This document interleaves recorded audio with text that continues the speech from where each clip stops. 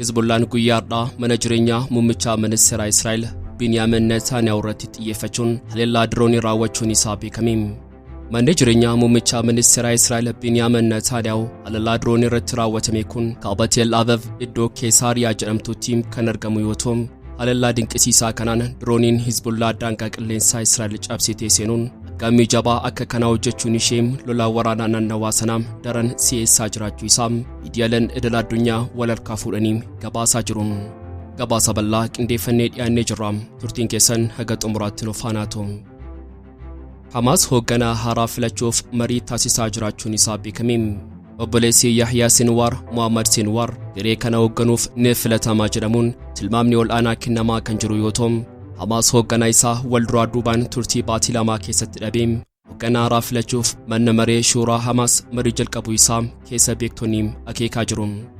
Hamaas seenaa isaa keessatti garee hooggantoota isaa jajjaboon yeroo wareegaman hoogganaa daran jabaa gara hooggansaatti ol fiduun kan haalaan beekamu yoo ta'u, manni maree shuuraa Hamaas hoogganaa garee kanaa ta'uuf ga'umsanii qabaataa kan jedhan akka muudaniif aangoon kennameefii jira.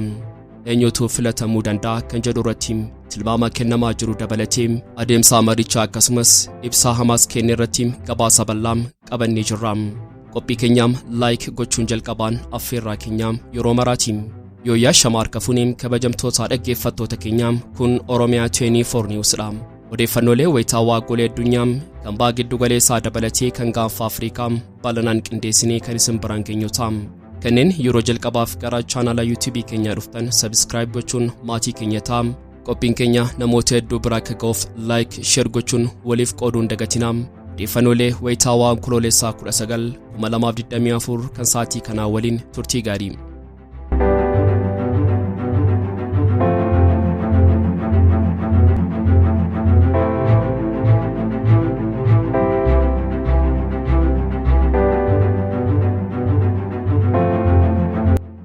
Hizbullaan mana muummicha ministeera Israa'el Binyamin Netanyahu irratti xiyyeeffachuun haleellaa diroonii raawwachuun isaa beekame. Manni jireenyaa muummicha ministeera Israa'el Binyamin Netanyahu haleellaa diroonii keessummeesse kun kaaba Tel Aviv iddoo Kesaariyaa jedhamtutti kan argamu yoo ta'u, haleellaa dinqisiisaa kanaan dirooniin Hizbullaan daangaa qilleensaa Israa'el cabsitee seenuun aggaamii jabaa akka kanaa hojjechuun ishee sochii lola waraanaa naannawaa sanaa daran si'eessaa jiraachuu isaa miidiyaaleen idil addunyaa gabaasaatii jiru. Waraanni Israa'el haleellaa balaafamaa kana ilaalchisuun ibsa kenniin dirooniin ka'umsi isaa Libaanos irraatii mana jireenyaa muummicha ministeera Israa'el Kesaariyaa jiru irratti kallattiin haleellaa raawwatee jiraachuu isaa mirkaneessee jira.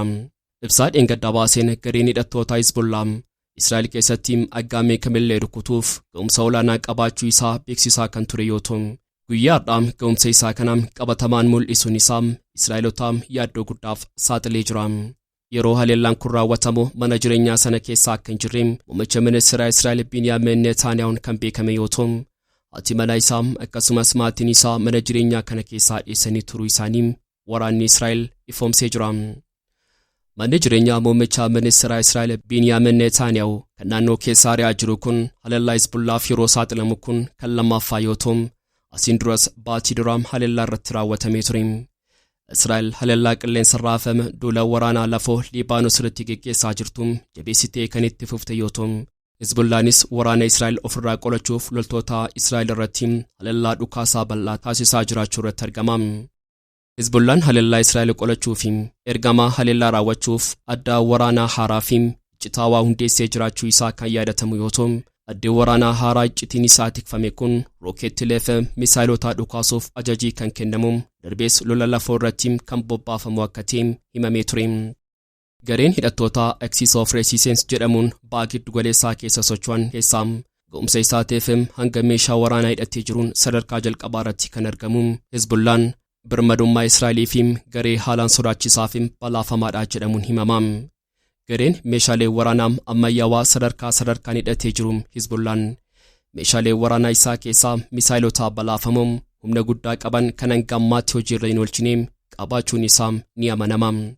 Muummicha ministeera Israa'el Binyamin Netanyahuun ajjechaa Sinwaariin boqonnaa haaraadha jedhanii dubbachuun lola waraanichaa itti fufuuf waadaa kan seenan yoo ta'u, egeree keenyaaf yaaddoo guddaa maqsinee jirra jechuun Iraan dabalatee deeggartoota ishee Sooriyaa, Iraaqii fi Yaman kanneen jiran hidhattoota waraanaa caqasuun dhaadatanii jiru.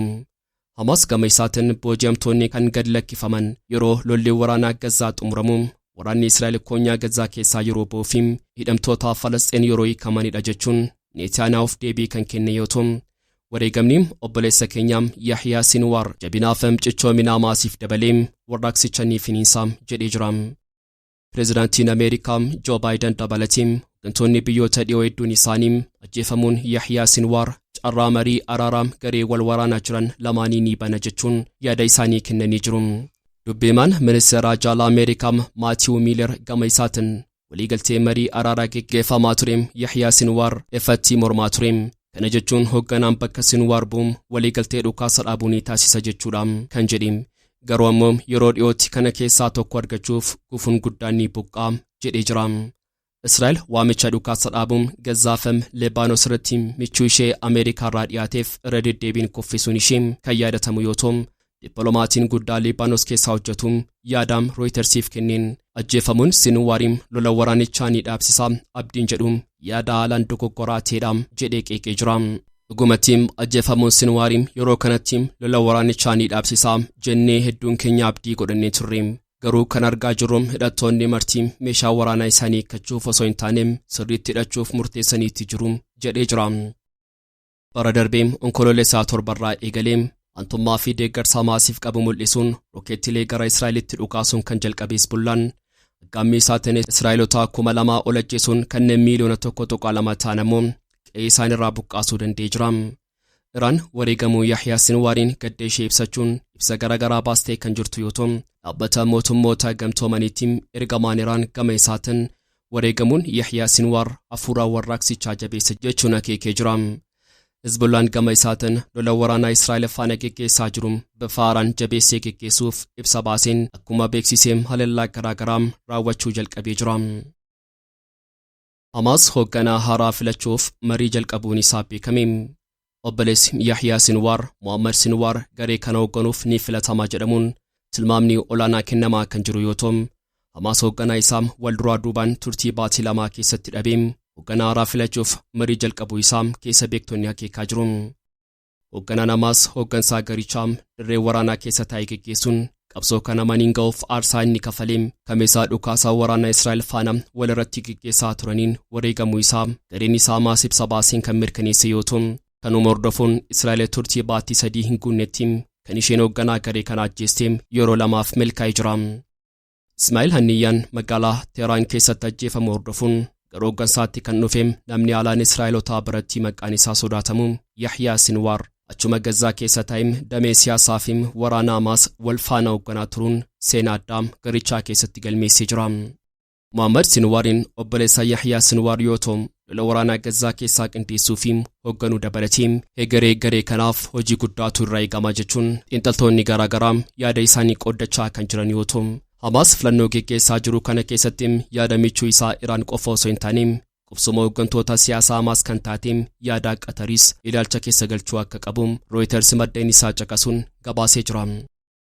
Lolli waraanaa tasa jalqabeem turtii waggaa tokko caalee jiru kun lubbuu loltoota Israa'el dabalateem dinagdee fi dippiloomaasii ishee mancaasuu darbees lubbuu hooggantoota Hamas biyya keessaa fi ala jiran akkasumas lubbuu qulqulloota Falasxiin hedduu galaafachuun jabaatee itti fufee jira.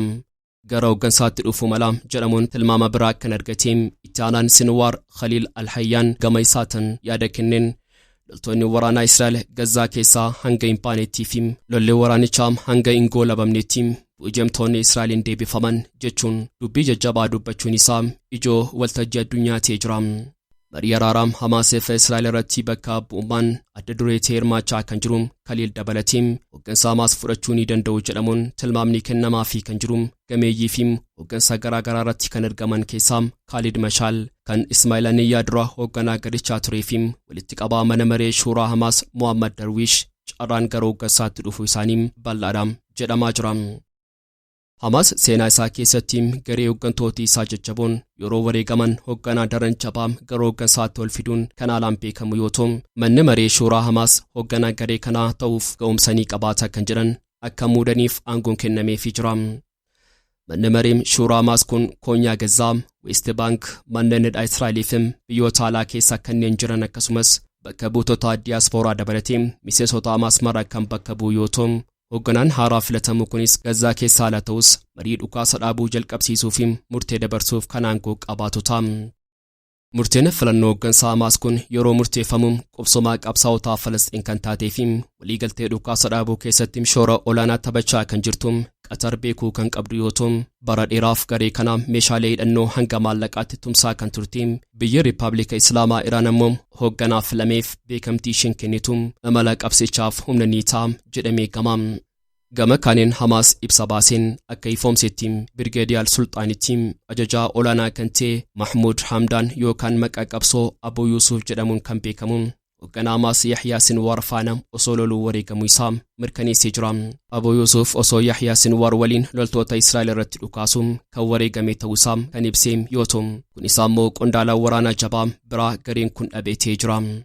Aangaan Hamaas Khaliil Alayyaan ibsa TV irratti kenneen akka ibsetti Sinwaariin hanga xumuraa fuula isaatti waraana Israa'el lolaa kan wareegame goota addaadha jechuun kan leellise yoo ta'u dhimma booji'amtoota Israa'el irrattis yaada jajjabaa kenneen Israa'el duula waraanaa Gazaa irratti jalqabdee gootummaatti hanga hin dhaabnetti hidhamtoonni Falasxiin hanga hin hiikamnettii fi waraanni Israa'el koonyaa Gazaa keessaa gootummaatti hanga hin baanetti gadi lakkifaman jechuun ejjennoo xumuraa garee isaa beeksisee jira.